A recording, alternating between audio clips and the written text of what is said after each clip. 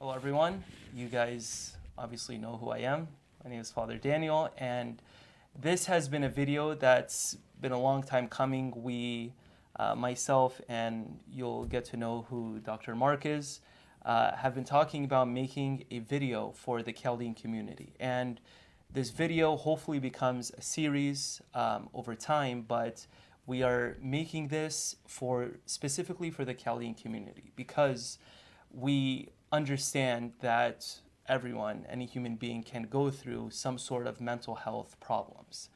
And while this is a reality, we want to take a chance, and you'll get to know everyone that's on this panel, to understand how to deal with mental health. What is mental health? And how you're able to seek help in that manner. So before I go any further, why don't we introduce ourselves? Like I said, everyone knows who I am here, but they don't know who you guys are. So Noor, why don't we start with you? My name is Noor Georgis. I'm a marriage and family therapist. I've been practicing for 4 years. And In San Diego, right? in San Diego. Okay, yes. cool. Yes. Okay, Yeah. very good. And you're Chaldean. I'm Chaldean. Okay, cool. Nora? Hi, I'm Nora Abu, also marriage and family therapist, practicing for about 6 years now in San Diego, specifically North County. And I'm Dr. Mark Maxwell. I have been practicing in San Diego for quite some time, but had the joy maybe about 5 or 6 years ago of actually having some Chaldean clients, and ever since then I've been immersed in your community, doing a lot of work with a lot of different people. Enough to learn. I'm still learning a lot about, because I am not Chaldean. But you got the beard going on. But so I'm working on it, yeah. But enough to really learn that there are some great obstacles that get in the way for some people to really look for help when they get stuck. A lot of stigma around mental and relational health. And I thought it would be fantastic to tap two of my former students from when I was a professor that are now doing great work in the community, and you guys are the experts on your culture and how mental health works. And so anyway, yeah, this has been a long time coming. Yes, it has been. Okay, so obviously you guys see there are experts here to talk about mental health, and I just want to make one distinction. So the reason why they're here is because priests aren't therapists, right? Priests aren't psychologists. Maybe some have degrees in it, so on and so forth, but the majority of them are not. And we shouldn't get these two things confused, because a priest and the church is able to provide spiritual guidance, right? Whereas everyone else sitting here, they're experts in dealing with certain mental health issues, whether it's problems in a marriage, problems with kids in a family, problems with anxiety, with depression, whatever, so on and so forth. So with that being said, I want to start it off with when someone is going through a difficult time, and you guys feel free to chime in how you guys see fitting, but when someone is going through a hard time with whatever mental health issues there is, some people say, so this is one of the stigmas, where people say there's something wrong with me. What's wrong with me? Why is this happening to me? And then there's this sort of a panic, within a relationship, within a family, within the individual. So what do you guys, think about that and your approach to that stigma that has been placed on mental health?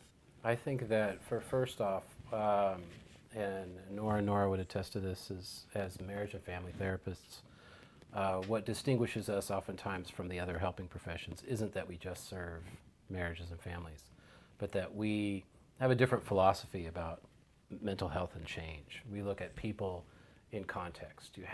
The only way to really understand a person is to understand who they are in their life and their relationships. And unfortunately, the history of mental health has been more of a medical type model, where we have a diagnosis, it's kind of like a disease. You have depression, or there's something, and that makes people think, oh my gosh, there's something wrong with me. But we tend to look at it differently. We look at people as being stuck, that we are all and have the ability to adapt and to change our circumstances and interact with our environment, but sometimes we get stuck. And so things like anxiety, depression, even struggles in relationships and marriage are normal, natural things because everybody's trying to work through that stuck place. You know, which shouldn't be a shameful thing. It should be a thing where, and quite honestly, I know you say that, you know, priests don't, you know, do this kind of work, but honestly, that's where people come a lot of times is, Sure. is for help in getting through relationships Sure, and sure. for stuck points. And, you know, you've had that history for a long time. Yeah. Um, And I've developed this knowledge that I didn't have of Yeah. being able to, you know, understand that people will come to the church with these problems, and you know, we work it out as best as possible. And that's why, you know, I've been keeping you guys busy, you know, Yeah, because yeah, it's yeah, yeah. it's that baton that you're Mhm. passing off, you know. Yeah. So that's a good point, you know. So it works hand in glove. And this also brings me to another point. So obviously, you know, the Chaldean community is very tight knit. You know, we're very tight knit people. If someone sneezes in the backyard, everyone will hear about it, right? So, I've heard about it. yeah. So another issue that sort of follows up with this is, okay, is there something wrong with me? You explained how, no, it's a matter of being stuck, but then it follows through with, okay, people will talk about me, right? You know, I'm going to be the talk of the town of being labeled as this person that doesn't know how to get their act together, you know. So you guys as professionals, what is the response to that? Well, I feel there's, you know, when you're stuck, or anyone that's stuck, they feel that, you know, they can't ask for help because the fear of judgment, the fear of, you know, being known as someone who has a problem, right? When we just discuss that it's not a problem, it's more of, you know, I'm stuck and I'm concerned and I want to do something about it, but I can't, right? So your hands are tied. And those are common feelings I feel like develop, and again, natural feelings like anxiety, sadness, the struggle, you know, the struggle gets real. And so, you know, that stops us from taking that additional step that we want to take towards, you know, having that accomplishment where, you know, there is, you know, the struggle that is coming my way, Sure. and then you are overcoming it. And the way you do that is hard, especially in the community when, you know, Yeah. the access to it, it's like there's this stigma, right? Yeah, yeah, The yeah. access. A lot of people don't access it. Yeah. And that's why we're here today, because we want to normalize therapy, Yeah, yeah. you know. And you mentioned something actually. You said being anxious in some circumstances is a natural feeling. And I remember I was talking to you, I think it was after you spoke to the adult group I had here, but you mentioned how, you gave the example, it's pretty cool, of how it should be natural when, you know, let's say a lion runs into your room to be scared. You know, Right. that's a natural thing. If you don't get scared, okay, then there's, you know, something really going on with you. Right. You know, Yeah, that's the bigger problem is if you're not reacting, exactly. you know, with natural emotions that come up to any situation. And let's be honest, to be stuck or to have, if the lion keeps running in the room and you feel helpless, how do I stop this? And this keeps happening to me. That's hard. It's frustrating. It's painful. You know, Scary. it's scary. Sure. Yeah. Exactly. And you're going to feel that, especially over time if you don't know what to do, Yeah. you know. And then to be, I think the part that makes it harder is if you feel then you are alone with that. You can't talk about it. I don't know where to go. I don't know what to do. I know I'm stuck. Yeah. Then that's when we start to feel alone and we can't go anywhere and we're helpless, that's when things really get difficult and painful, you know. And it doesn't have to be that way, as you know, Sure. we're talking about. Yeah, I think that's a great point, especially in our community where, you know, just how it is very stigmatized to have like anxiety or depression, and nobody talks about these things with their families. And you're naturally going to feel very alone, and it can feel very scary to go to somebody else when that's just such a foreign thing and something that's never really been encouraged or discussed otherwise. And kind of like you were discussing, somebody sees us in the backyard and everybody hears about it. And how is somebody from that cultural background supposed to come to a therapist, let alone a Middle Eastern one, and say, how do I know you're not going to call my great aunt and tell her everything that I just told you? And I want to talk about this because you have to look at it this way. A lot of people who have migrated here from back home, there were a lot of trust issues. We're in the midst of a lot of people who betrayed us, right? We're in the midst of tyranny, complete tyranny, and that has placed a toll on the psyche of a person. So when we come here, we become Americans and we adapt to this culture, but there's still something that's sort of holding us back. So what would be your guys' response to someone saying, how can I trust you? How can I come and literally tell you everything about myself? Because it's almost like a trust fall. Are you going to catch me? So have at it. Faith. You take chances in life, and realistically, you don't know what the outcome is going to be of anything that you get involved in or take a risk in. And, as therapists, within the initial minutes of meeting with a new client, we have to disclose the terms of confidentiality and whatnot. And again, this could mean nothing to somebody who doesn't really get it and, comes from a community of everybody knows everybody's business. But you do go through that? Absolutely. Yeah. Okay. So that could almost be, it's probably synonymous to your physician, right? Your physician, your lawyers. So that's a gravity of seriousness. Well, Nora makes a good point. Like there's a degree of faith and trust because you may not know this, but our profession is built on that ethic.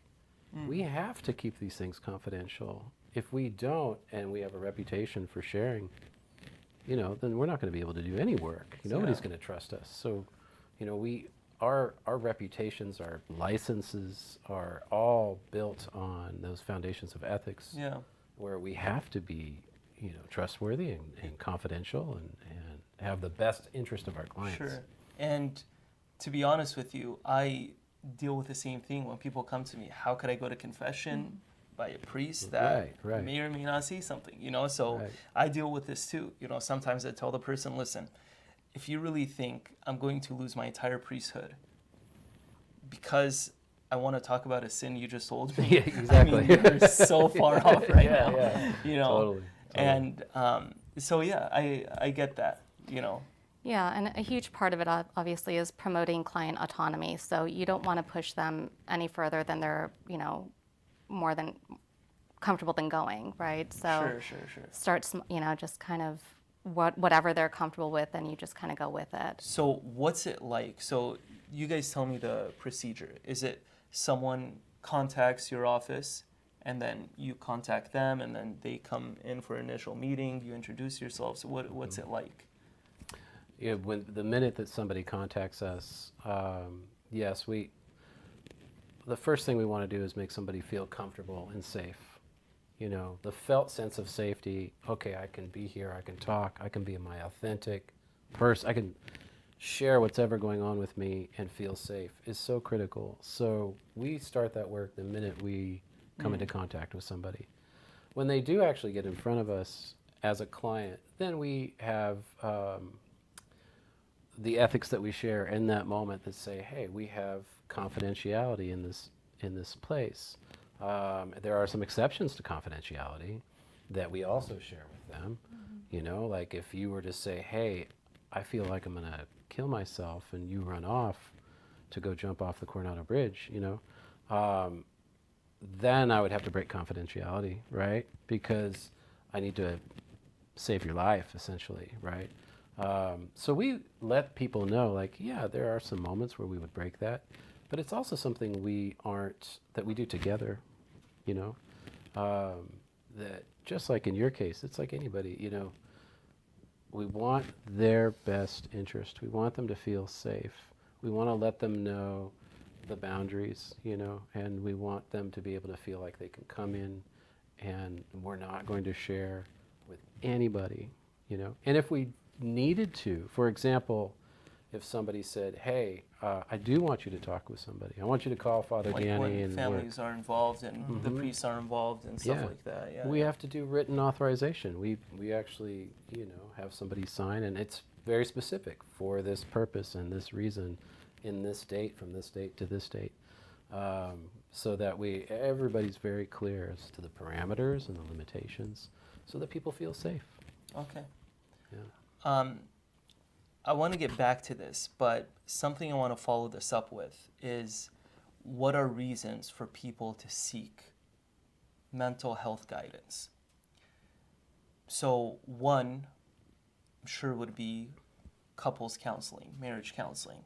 You're a marriage and family therapist. So what would be the process? Because I'm sure the process is different with different cases, So how would someone know they need help and guidance in marriage counseling with a therapist? How would someone know that? Because it's very easy for a couple to say, all couples fight, all couples do this, all married men do this, all married women do this, whatever, so on and so forth.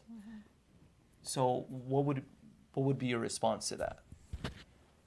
It varies per Oh, I'm sure. person, Yeah, right? I'm sure. And so I believe, the moment when someone realizes that the difficulties that come across their way, whether it's in a marriage or children, or could be kids with bullying, if it's impacting that individual or a family, And there's in damage. different aspects of their life, Mm. right? It's not just like, oh, we all fight, we'll get over it. No, if it's actually impacting their emotional well-being, their mental health, their physical well-being, all these things develop through time. And so as soon as you see that these things are coming up for you, and you're developing symptoms, you're isolating from your friends, you're not talking to people, you're developing more anxious feelings, right? Fears. It could be so many things, right? And so as soon as you are one who sees those things come up for them, and even when you ask the questions of, I need help, and then you find yourself stuck, that's when you reach out. Yeah, it varies per person. Yeah, I agree with everything you just said. And in a nutshell, I think it's when you realize, based on all those symptoms that develop, when your way of managing or coping or dealing with things is just simply not working anymore, or like Dr. Maxwell was saying earlier, that that feeling of being stuck, and when that becomes evident through all of those other behaviors or symptoms that you're seeing, and I think is definitely a telltale sign of, for a lot of people, where like, okay, I need to figure something else out here. I think that also, paying attention, we talk about symptoms a lot, but in our work, we don't focus on the symptoms. Right. Symptoms are only lead us to what maybe is going on deeper inside, which is usually fairly normal, and, not shameful. Sure. But for example, though, like, your body will tell you, if you were physically sick, your body tells you through symptoms, Your body will also tell you if you have some emotional issues, if you're not able to sleep, if you're not able to relax, if things are happening for you that are getting in the way of you living the life that you want to live, of you being able to have the kind of relationship you want to have, of you being able to work and do what you need to do. If things are getting in the way of that, you pay attention to that. And sometimes, most of us, we can go, oh, this is what's happening. I think this is what's happening, and this is what I need to do. But sometimes we may not know. We go, I just know that this is happening. I feel this way. I'm not able to sleep. I can't talk to my wife for whatever reason. I'm afraid that all this will happen, and I can't talk to my wife, and our marriage isn't working the way I want it to, and I don't know what to do about it. Those are the times where your body's going to tell you that through your anxiety. Your relationship, if you look at it and go, this isn't what we know, this isn't working the way it's supposed to work. And like Nora was saying, it's a spectrum. You know, I've worked with people who, with marriage issues, some are newlyweds, some are premarital, some have been married, you know, early and don't have a lot of really, really serious issues, you know, and they're learning how to work out and talk and connect with each other and work through things. But I also work with people who've gone for long periods of time, who've experienced maybe trauma in their life, and trauma is a big deal. You know, you were talking about trauma from, you know, a couple generations of people who have been betrayed, who have been persecuted, you know, and all the challenges that come here. Those things can build up, you know, and then get in the way and cause reactions that you don't, like, why am I feeling this way? Why is this happening to me? Why am I anxious and nervous and all these things happening? You know, and that gets in the way of relationship. And then maybe if I feel alone and I don't know what to do and I'm just hurting, I might turn to other things. I might turn to alcohol and drink a lot, you know. I might isolate in the garage and smoke hookah. I hear that one's popular, right? You know, these things I hear all the time. Stop smoking hookah. You know, and I get in these places where these habits form that then are hurting my relationship, you know, and somebody else says, hey, hold on, this isn't working, you know. So the spectrum is wide. I also want to add, not everyone needs to or has to have an issue or a problem to come seek therapy. Therapy is welcome for everyone, even if you don't have severe issues. You know? I'm really glad you brought that up. Yeah, because I feel like it's the most amazing Right. process. It's like getting a checkup at the doctor's office Honestly. or going to a chiropractor and just Right. You know, Getting adjusted. getting yeah. a tune-up. Yeah, yeah. You know, Yeah. we need a tune-up up here too. Exactly. You know, You know, like if people go to the salon, they love that, you know, moment, and they talk with their, you know, yeah. person, and then if Hairdresser, yeah. hairdresser, and then a guy goes to the barber, and then you know they're talking about Nothing is like barber challenges. talks. right. Yeah. And so, the therapeutic process, it's a beautiful thing, and I feel like everyone should experience it at least once. So what I've heard, to follow up with that, is some people saying, "Oh, I went once, didn't work out, not happening again."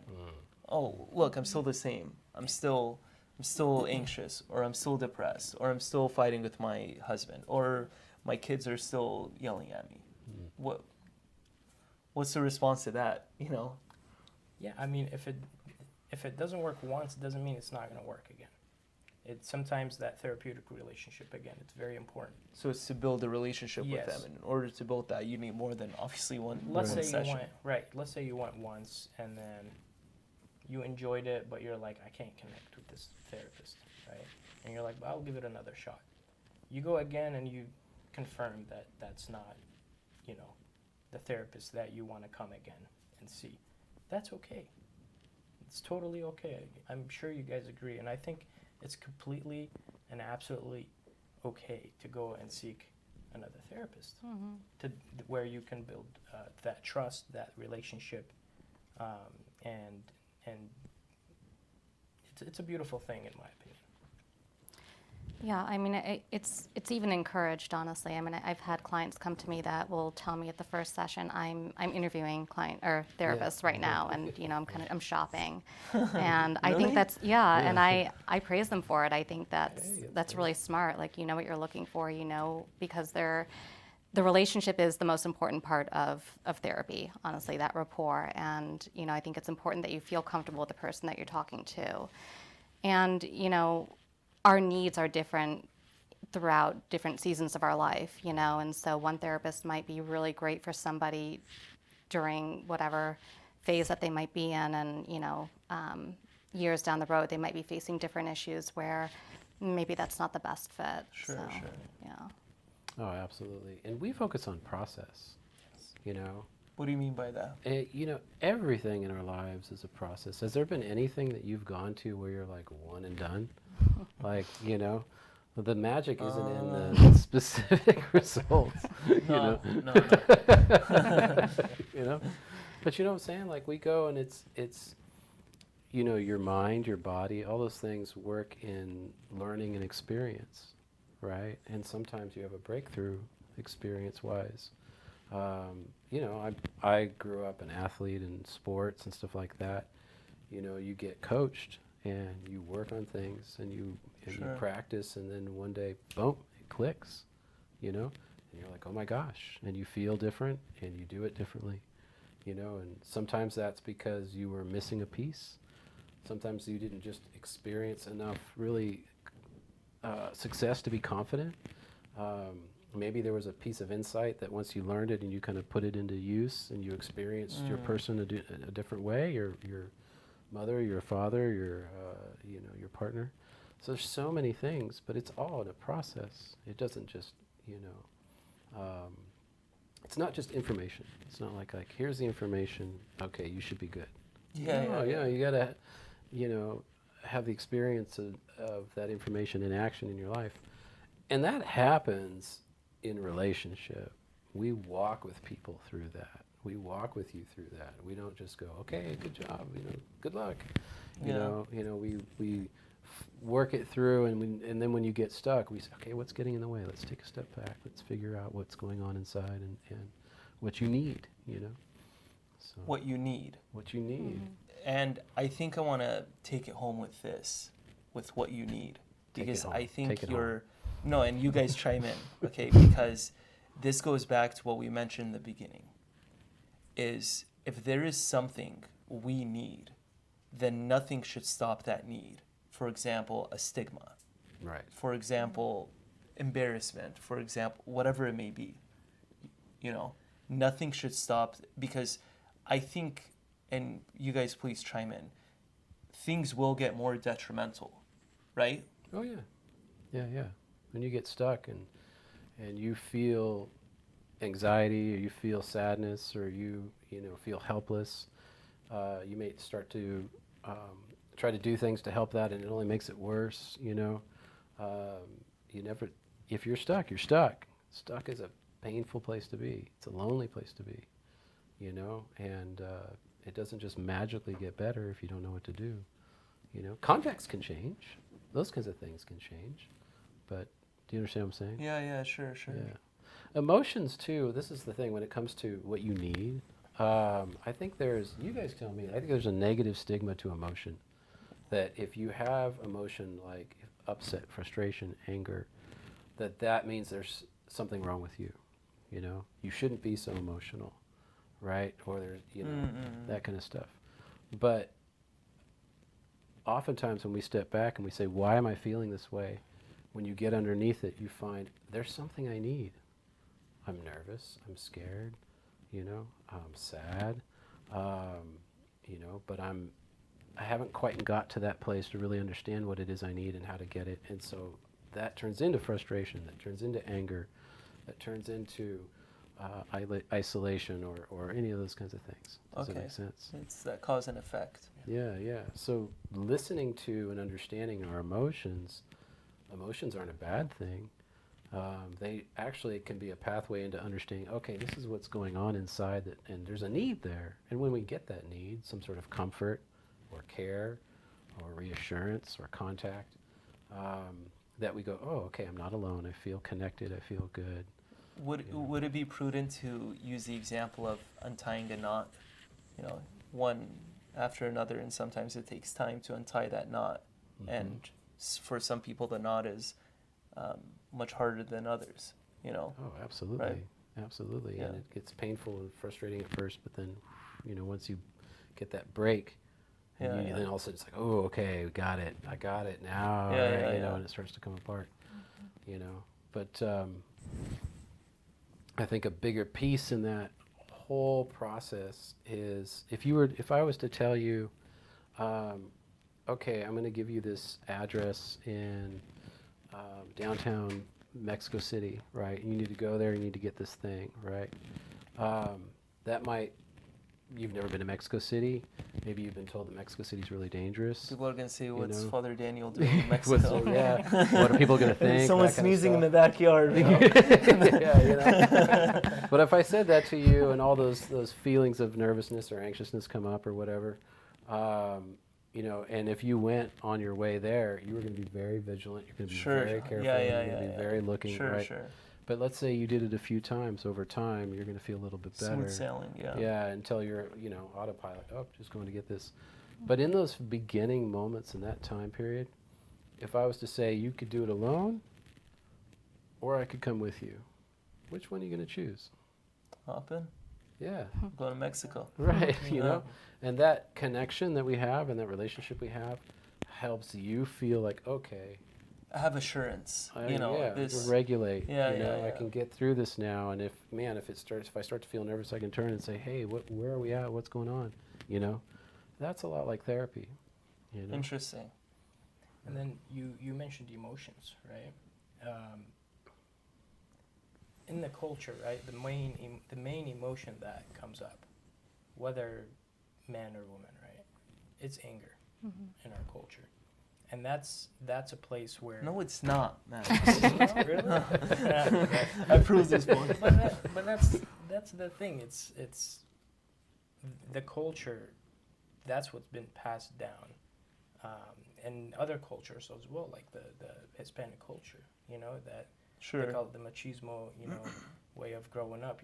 You're a man, you don't cry, and it's like, no, that we're avoiding emotions, right? We're avoiding the process of feeling these emotions where we can actually make change, right? Like when we're frustrated, let's say you go to Mexico and you can't find the address, you're like, darn it, Yeah. That's bringing up the frustration, and it's like, okay, well.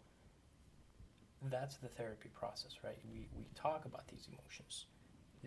Sure, anger will pop up, and again, that's part of the process, right? Yeah. And the therapy is the safest place to be able to talk about why the anger shows up, how we can overcome this anger, because the anger is masking the emotions that are hard to talk about. Sure.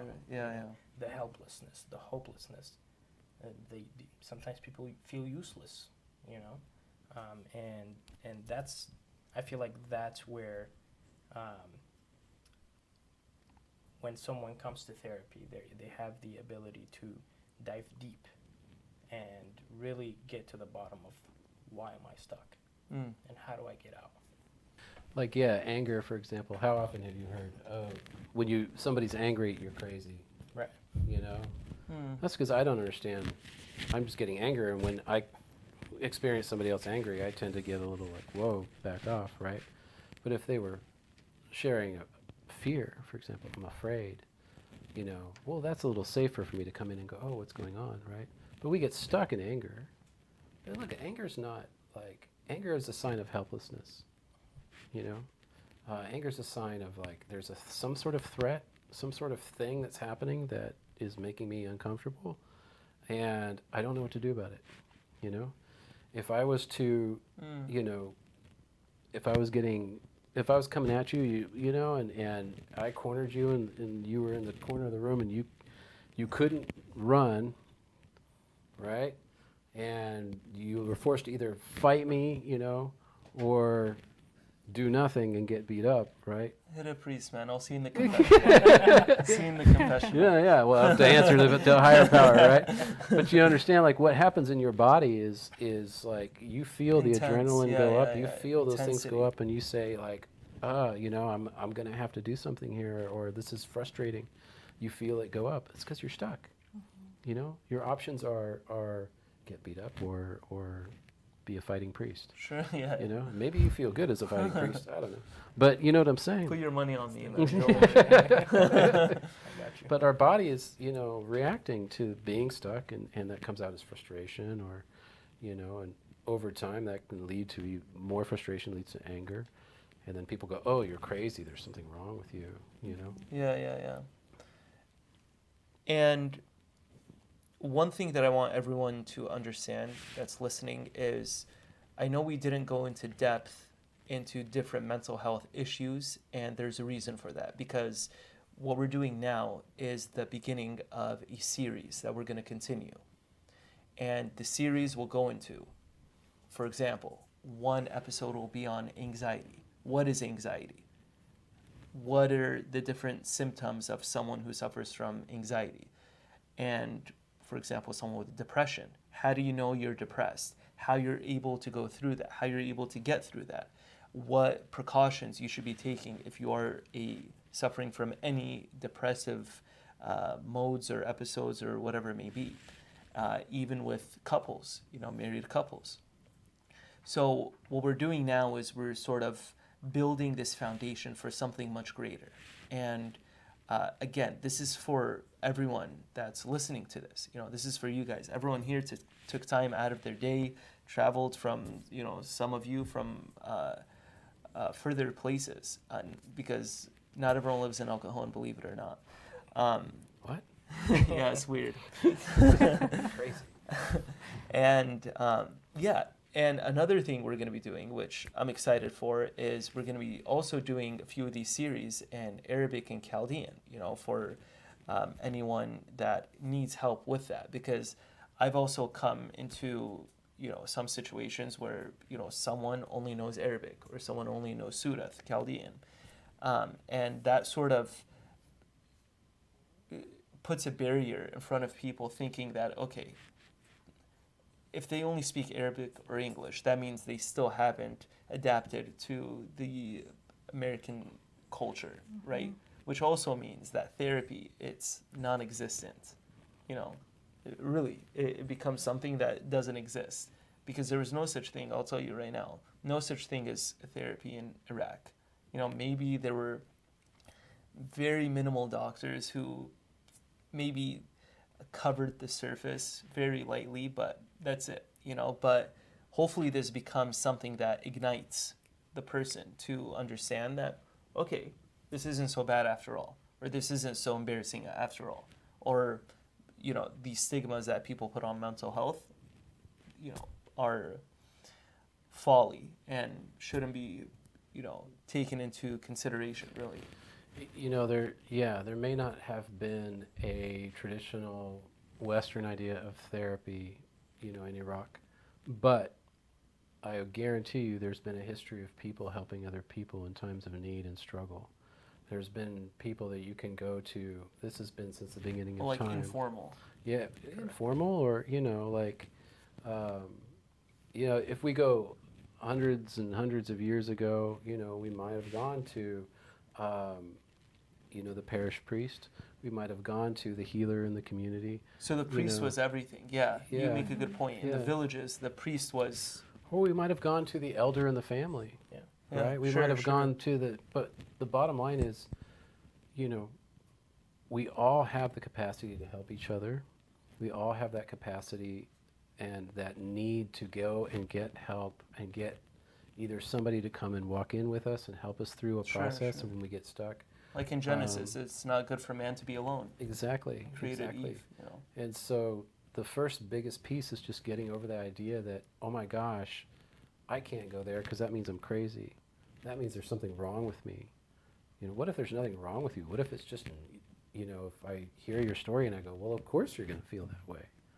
Absolutely. That makes sense to me, right? Just that feeling of, okay, maybe I'm not crazy, but I just need help. That's the biggest first obstacle, But we have gotten, and Nora, I'll tell you, we have gotten to this place in our mental health world where mental health means, oh, you're crazy, or there really is something wrong with you, or you're sick, or, and we don't have that in our family. Well, that's not us, so that's not me. And that's been... We need to be picture perfect. Yeah, that's gotten in the way, of healing. Yeah, and hopefully this brought, some more clarity to this topic. And like I said, this isn't going to be the last you'll hear from us.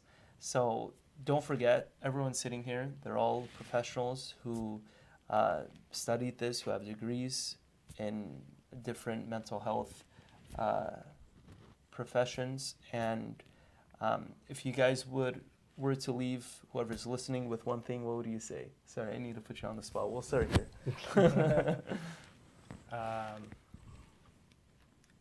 There's a quote that I love, and it's like, it goes like this. The darkness is a very obviously dark place, right? But there's always light. You just have to turn on the light, right? That's you being able to go and flick the light switch on. That's equivalent to you going and seeking help. And like Mark said, you could go to an elder in the family, a friend that could validate how you feel, a priest, a therapist, right? And so reach out for help. Don't be stuck. Give it a chance. Give it a chance. That's what I would say. Yeah, I really love the conversation and the points that, you know, Noor and Dr. Maxwell were making just with regard to emotions, and you know, don't ignore that. You know, all of that anger comes from a place of sadness 100% of the time.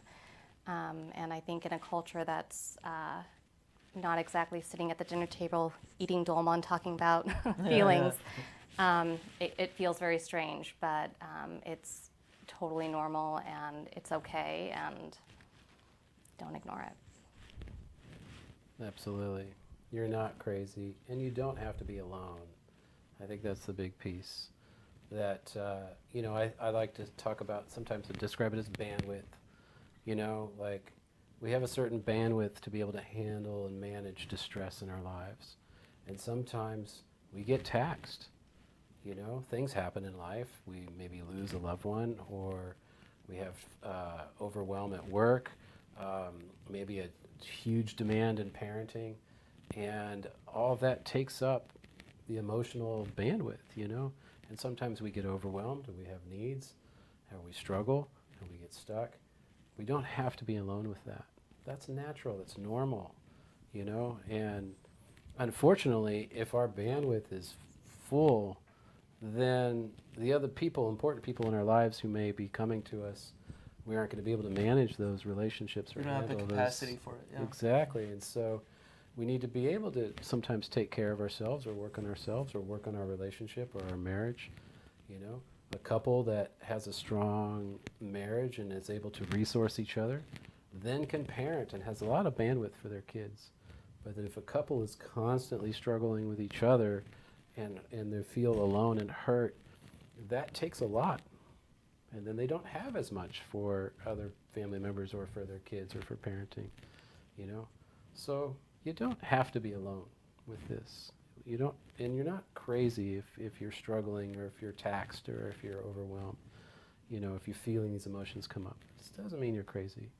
It just means maybe you need to get some help, or to talk about it, or have somebody just sit and organize it with you and help you figure it out.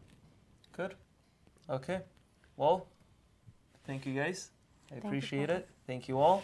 And of course, we'll see you next time. Thanks.